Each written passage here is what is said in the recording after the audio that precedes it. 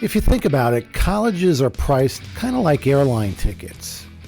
Everybody pays a different price, but at least on airlines, you might get a more comfortable ride if you pay more. Paying a lot more could get you a first-class seat.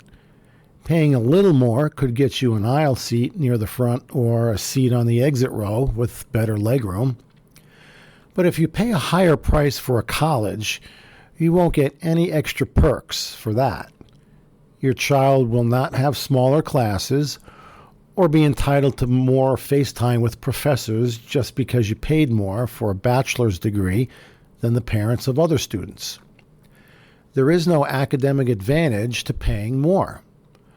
Worse, paying more can negatively affect your overall retirement plan, which is why it's even more important to cut your college costs. Here is a reality that will probably surprise you. Most colleges are always on sale. That is a fact. Still, Americans owe more than $1.7 trillion in student loan debt. That's for 43 million borrowers, according to statistics released last month by educationdata.org.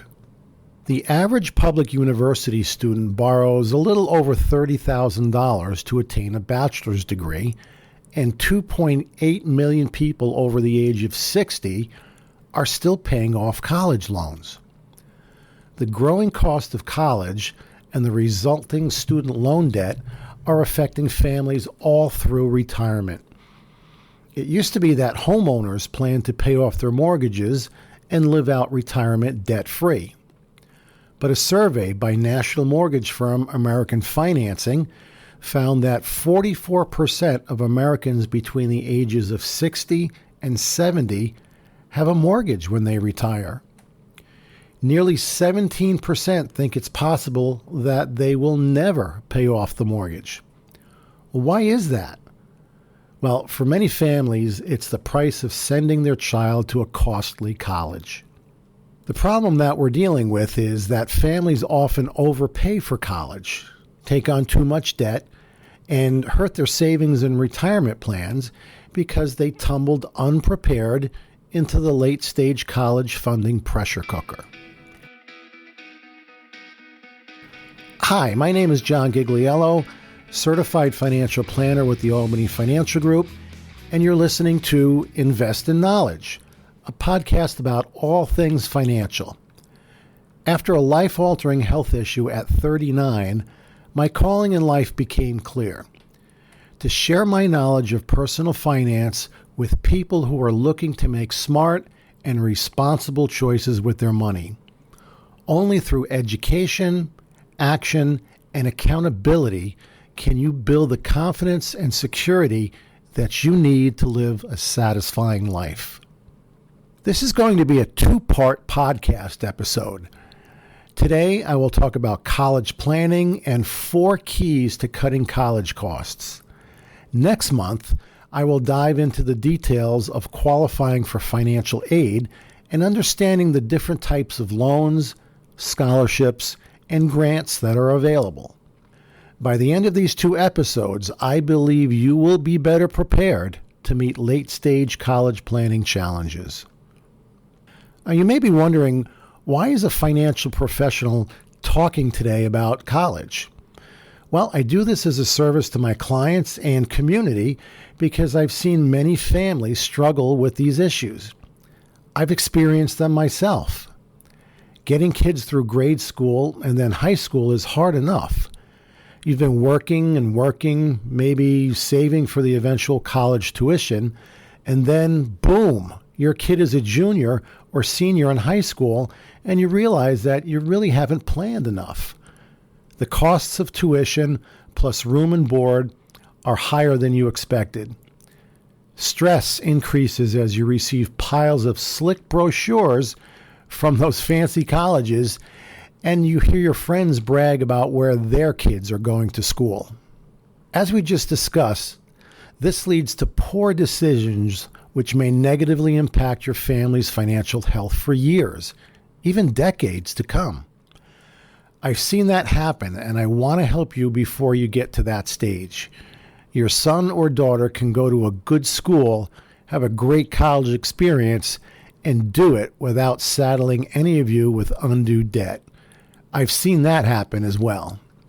And with an issue such as college planning, where everyone's decision is unique and personal to their own circumstances, I invite people to come in for a complimentary meeting where we can conduct an expected family contribution analysis for you and get an idea of what strategy would fit best into your overall retirement income plan. I'll tell you a little more about that later. It's hard to think about college planning as a major financial planning challenge for families when you just want to send your kid to a good school. And there's nothing wrong with that. But we need to put things into context for understanding all of the forces that come into play here.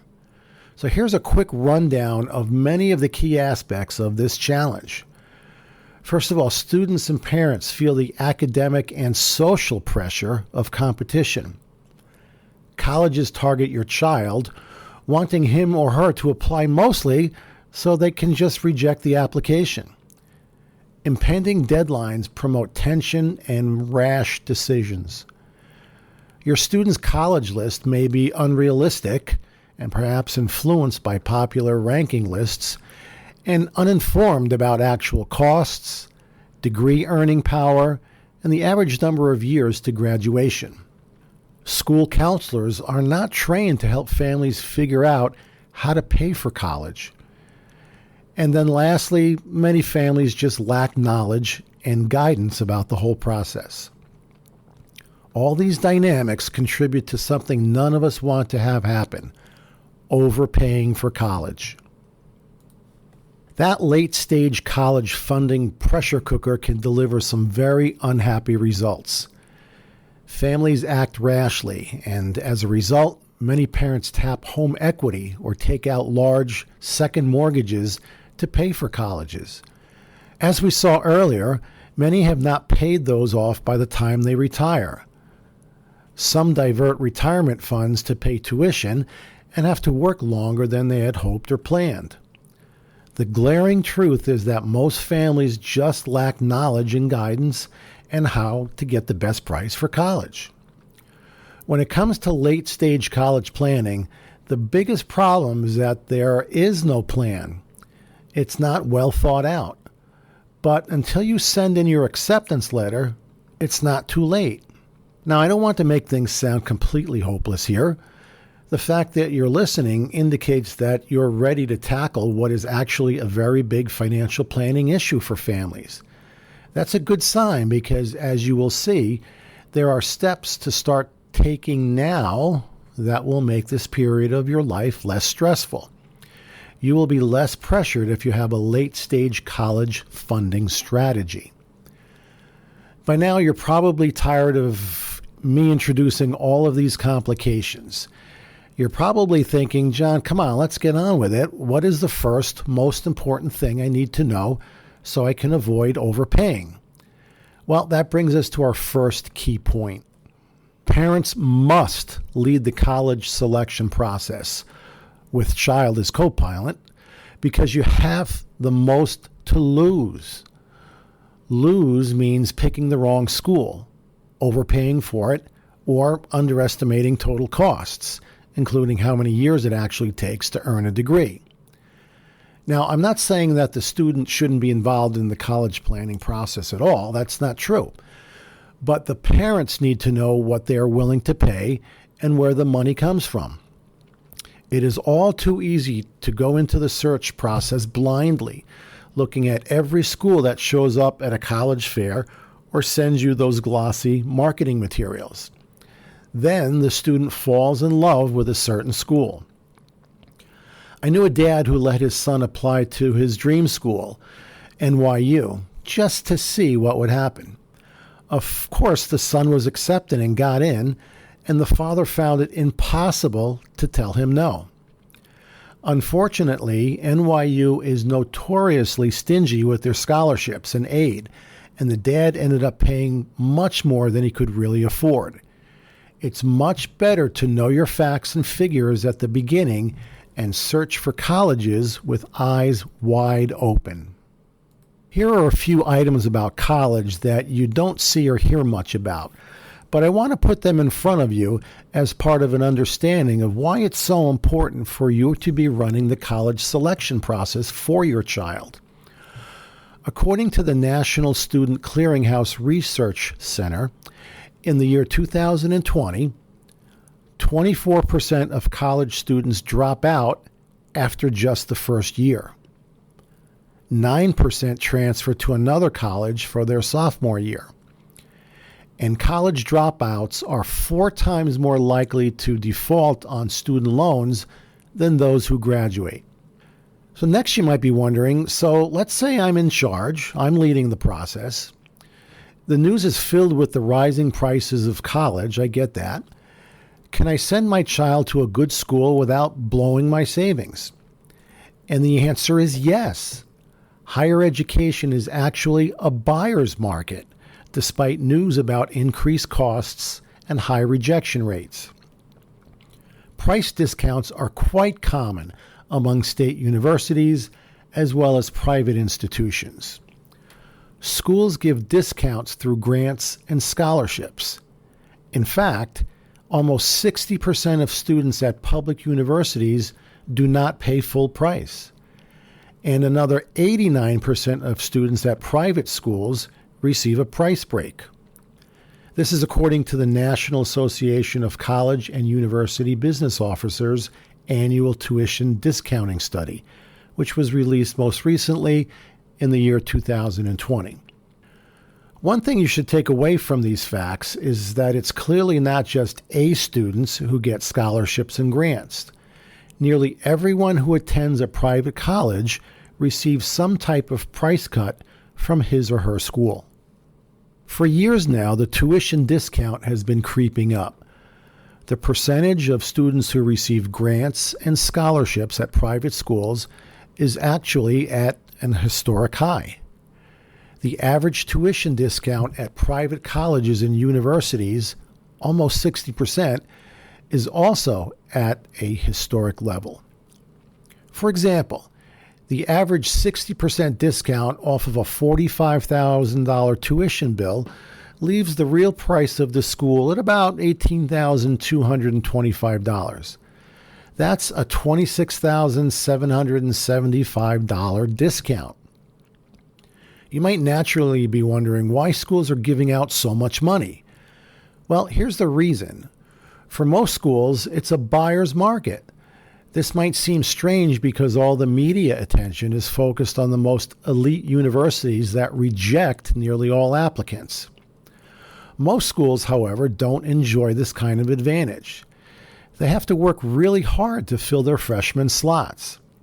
And to do that, they have to offer financial enticements to get students to come to their schools. According to a 2020 Gallup Inside Higher Education survey of admission directors, only 27% of admission directors at state schools met their goals by May 1st. 55% of admission directors at private and public schools did not meet their freshman goals by July 1st. And only 2% of all admission directors said that they had not been concerned about meeting enrollment goals for the fall of 2020. Now, you might be feeling intrigued or overwhelmed with this new information. Regardless, you probably want to know what are the key things to focus on in order to successfully navigate the college funding process. Well, I'm glad you asked. I want you to gather the pegs, PEGS, and they stand for price, expected family contribution, graduation rate, and starting salary. So gather the pegs for your schools to start the process of identifying the best deal and best price. So let's look at each one of those briefly. We start with price, which means net price calculators. You can use these tools to discover a school's true cost. One of the most infuriating aspects of the college admission process is that traditionally, families couldn't know what any college was going to cost until their child received his or her financial aid package. Even worse, they usually got the offer in the spring, giving them little time to select a school by the deposit deadline, which is often May 1st. Applying to schools, however, does not have to be a financial crapshoot if you use net price calculators before your child applies to any colleges. A net price calculator is supposed to provide you with a personalized estimate of what a particular school will really cost. When using a calculator, some families will discover that the cost of, say, a $55,000 university will actually only be $20,000 or $10,000 or even lower. For other families, the cost will really be $55,000. Let's say, for example, that a college costs $50,000 and the student will receive a $30,000 award from the school and a state grant of $5,000. The net price for this student would be $15,000. The net price equals the true price of the college because it only considers free money and disregards loans when calculating the cost of a school. Federal law requires schools to post a net price calculator for freshmen on their websites. If you will want to avoid budget-busting schools, it's critical to know what the actual price of particular schools will be before your child falls in love with them. In fact, turning to net price calculators could ultimately save you tens of thousands of dollars by focusing your efforts on schools that will be more generous to your family. Helpful calculators require information from your tax return and your latest non-retirement investment account statements. You will want to gather them up before using the calculators.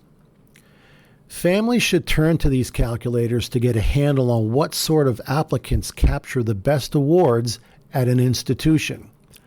What kind of grade point averages or test scores does it take for a student to win a greater award from a specific school? With so much money at stake, it's worth taking the time to use these calculators strategically. It can be hard to find the net price calculator on some school websites, though. An easy way to locate it is to Google the name of the school and then net price calculator.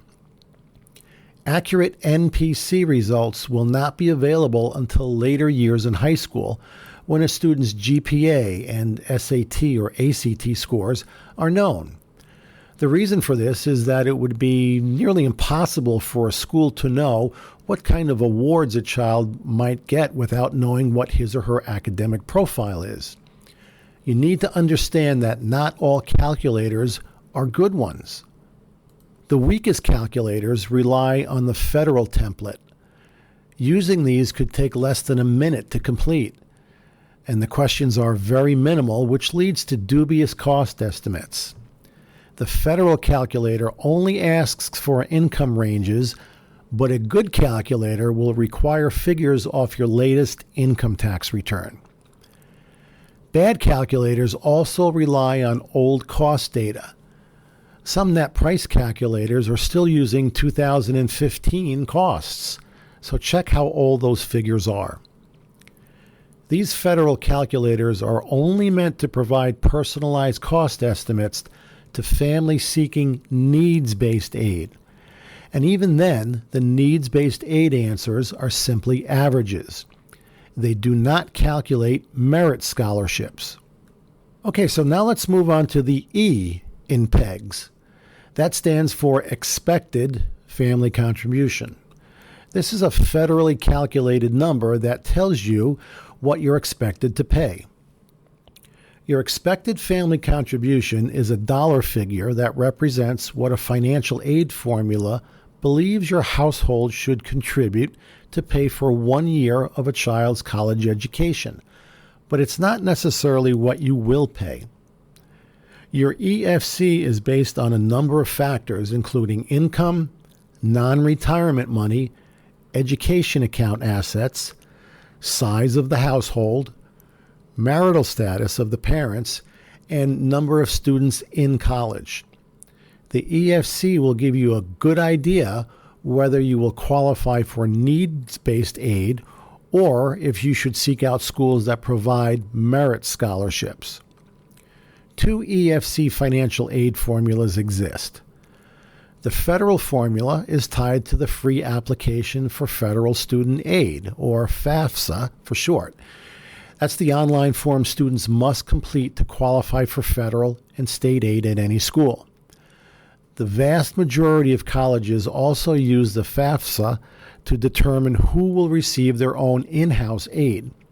I'll explain the FAFSA more in just a second. The institutional formula is tied to the CSS profile, which is used by roughly 200 private schools to determine who will get their in-house money. A tiny number of public universities, including UVA and the University of Michigan, also use the profile. The 2 formulas do have some significant differences.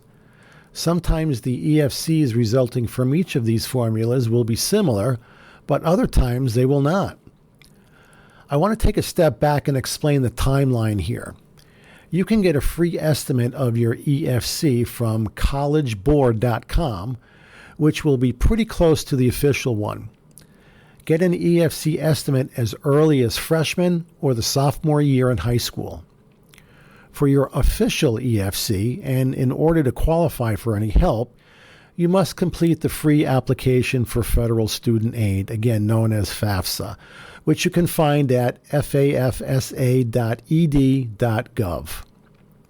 The first day that parents can file for financial aid is on October 1st of the child's senior year in high school.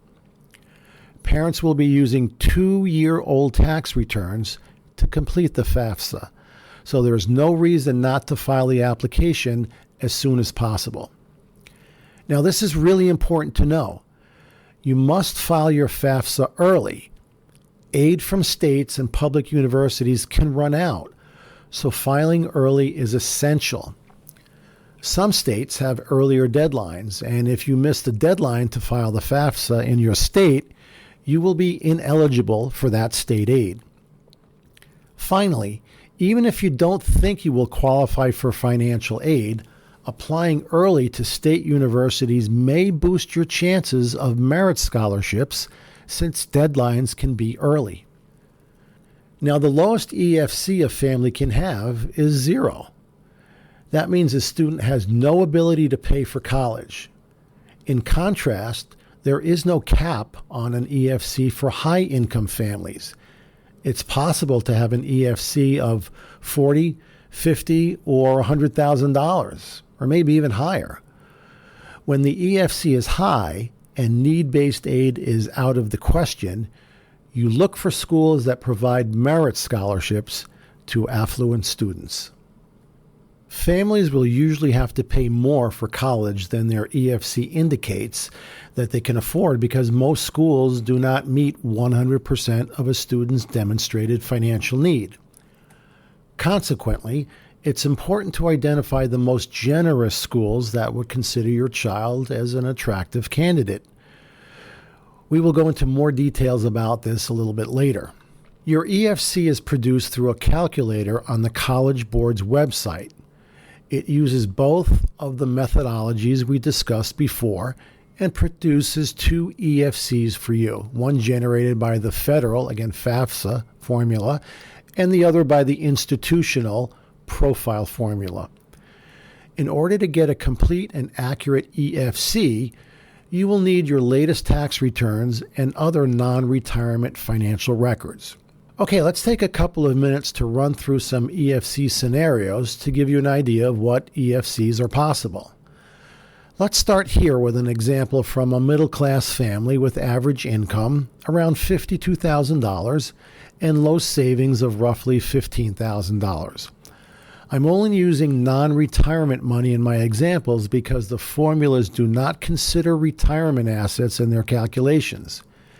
In this example, there is a couple with one child heading to college and a younger sibling. The EFC for this family, using both the federal and institutional methodologies, is around $2,500. With this modest EFC, the family would ideally be looking for schools that provide a very good needs-based aid because their ability to pay for college is limited. This could potentially come from in-state universities or from private colleges that offer generous aid. It's important to add that only 6 dozen or so colleges and universities say they meet the full financial need of their students. Let's look at a higher income family with adjusted gross income now of $160,000. This family has more assets, $125,000, home equity of $200,000, and considerably more income. Like the previous example, there are 4 in the household with married parents and the oldest heading to college. The EFC for this household ranges anywhere from $34,426 to $35,165. There would be some elite schools that would provide this family with needs-based aid, but the family should look for institutions that provide hefty merit scholarships to higher income students. Now, let's look at the same family but with 2 kids in college and an adjusted gross income, or AGI, of $150,000.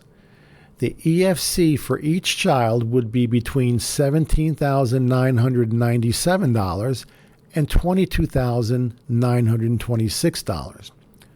With a reduced EFC, the family's chances for needs-based aid rise significantly. It's important to understand that a family's federal EFC for each child drops by 50%, and the institutional EFC drops by about 40% when there are 2 children in college. So, a family that might not qualify for needs-based financial aid with 1 child in college may be eligible with 2 or more in college. You can determine if a student would be eligible for needs-based aid by subtracting the EFC from a school's price tag. So, to sum it up, let's look at college funding strategies informed by 2 different EFCs. First, families with a small EFC should look for colleges that provide generous needs-based financial aid, as well as their own state schools that will have need-based programs for residents. Remember, it's important to file the FAFSA as early as you can, since students tend to receive twice as much grant money from state programs. Write down that date to file your FAFSA, October 1st of your child's senior year. Now, families with large EFCs should look for private and state schools that give good merit aid to many students. The most elite private universities tend to give little to no merit scholarships because they have plenty of high-income students who will come without a price break. So that gives you a sense of how the EFC works in your college shopping. After you obtain your EFC, you can focus on the types of schools that are the most appropriate. The G in PEGS stands for graduation rate. This part of your school analysis is looking at what % of students graduate and how long it takes them. Parents assume that their children will graduate in 4 years, but this often doesn't happen. According to a federal statistic, the 4-year grad rate for private colleges and universities is only 53%, and only 33% for state schools. It's always important to check the 4-year graduation rates, since a delay in graduation can significantly boost the cost of college. There can be major differences among the same type of schools, so always check. You can find 4, 5, and 6-year grad rates at College Results Online. You can also find the 6-year grad rates broken down by race and ethnicity, as well as gender and income. The difference between grad rates among men and women, as well as different ethnicities, can be dramatic. To find the site, just Google college completion. Princeton is an example of a school with an excellent graduation rate, with 88.6% of students graduating in 4 years and 97.3% graduating in 6 years. San Diego State is an example of a university that has an average graduation rate for a state institution, with 35.5% of students graduating in 4 years and 74.2% graduating in 6 years. Now, these statistics are a little dated. They come from 2017, as government reporting on college data is often a few years behind. So on to the final PEGS letter. The S in PEGS stands for salary. As part of your evaluation process, you may also want to look at a school's salary outcomes and consider them in context of how much you're paying for your child's degree. Parents tend to overpay based on assumptions and rankings, but a big investment is not always worth it. The place to research salary outcomes is a website called Educate to Career. It shows you the average salaries by major of graduates of a certain institution. As you are weighing one college offer versus another, this could be an effective tool. Let's look at an example. Let's look at two Northeast schools with strong engineering programs: the New Jersey Institute of Technology and Drexel University. Now, let's suppose your child gets into both. What does that mean in terms of price? Well, for NJIT, the price tag is $33,000 per year, and for Drexel, it's $55,000 per year. If you extrapolate that out 4 years, the difference between $132,000 for NJIT and $220,000 for Drexel is $88,000. If you live in New Jersey, it would be even more extreme. Now let's look at salaries for graduates from each school. Educate to Career lists the occupation titles down the left, and the salaries are listed on the right. For Drexel, an aerospace engineer is likely to make $71,700, and industrial engineers $67,000 according to the site. For New Jersey Institute of Technology, those salary figures are $71,900 and $69,000 respectively. Hard to tell the difference, right? It's not too much, a couple $100 here and there. But our example shows is that the adage, you get what you pay for, doesn't necessarily apply to college degrees. But the idea of a return on investment is certainly a factor to consider. Many of us know from life experience that job salaries are not arranged in any sort of neat continuum of highest to lowest based on the school's brand name. It just doesn't work that way. Getting clarity about the pegs for the schools on your list is very helpful, but it's not the whole picture yet.